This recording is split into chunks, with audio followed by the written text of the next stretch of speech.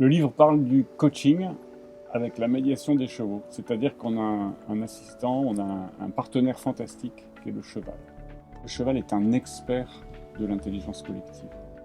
Le cheval, dans la nature, il ne doit sa survie que parce qu'il a une conscience aiguë de son interdépendance avec le collectif.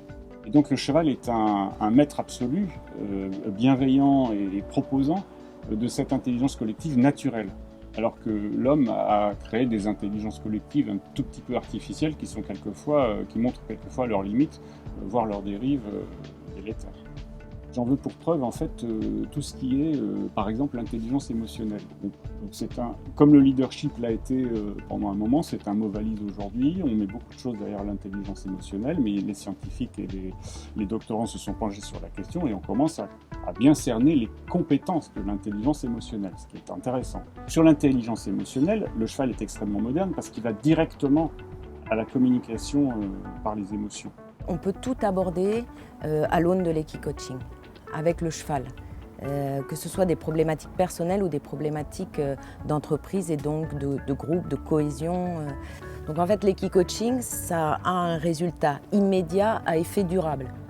Selon la préoccupation ou le questionnement du lecteur, il y a plusieurs niveaux de ressources possibles dans le livre. Il y a du témoignage de pratique, avec non pas la voix directe des clients, mais ce qu'on a observé chez nos clients et la façon dont on a conduit ce qui a conduit à l'observation.